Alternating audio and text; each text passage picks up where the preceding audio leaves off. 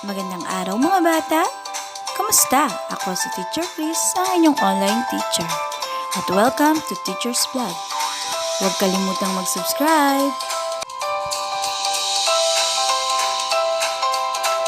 Handa na ba kayong matuto ngayong araw na ito?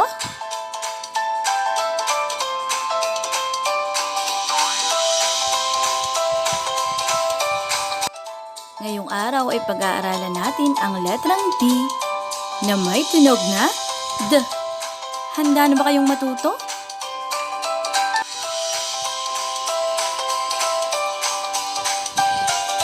Ito ang malaking letrang D. At ito naman ang maliit na letrang D. Ang letrang D ay may tunog na D. Mayroon akong mga inihandang larawan na nagsisimula sa letrang D.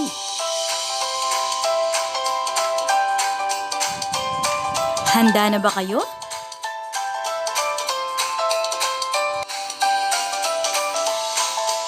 D. Dahon. D. Damit. D. Dila. D. Duhat. D. Daga. D. Duyan. Muli kong sasabihin ang ngalan ng bawat larawan at pagkatapos ay muli ninyo itong uulitin. Handa na ba kayo? Dahon. Damit. Dila. Duhat. Daga.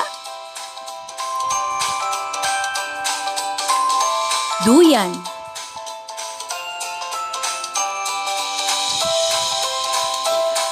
Kayo naman mga bata.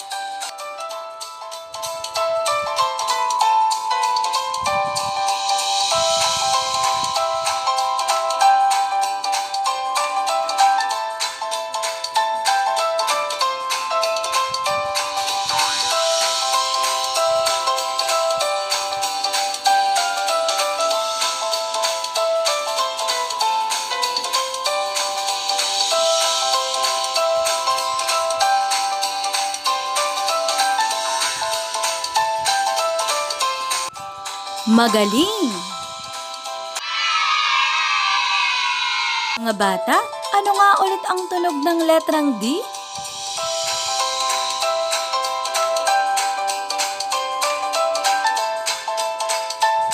Sabihin nga natin mga bata, ang letrang D ay may tunog na D. Ulitin, ang letrang D ay may tunog na D. Yan naman mga bata ay susubukan natin kung mayroon kayong natutunan sa ating aralin. Alin sa mga larawan ang may simulang tunog na D? Mais, damit. Mais, damit. Damit. Tama! Alin sa mga larawan ang may simulang tunog na D? Duyan, unan.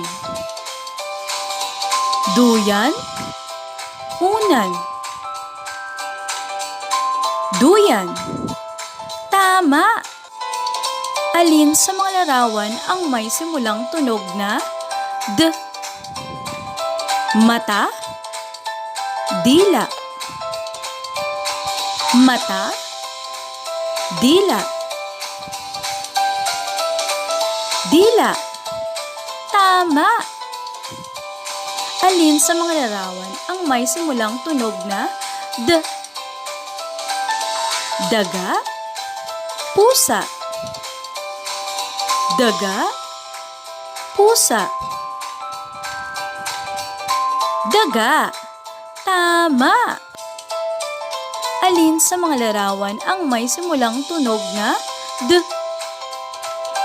Kahon, duhat. Kahon, duhat. Duhat. Tama. Magaling! Salamat sa pakikinig mga bata.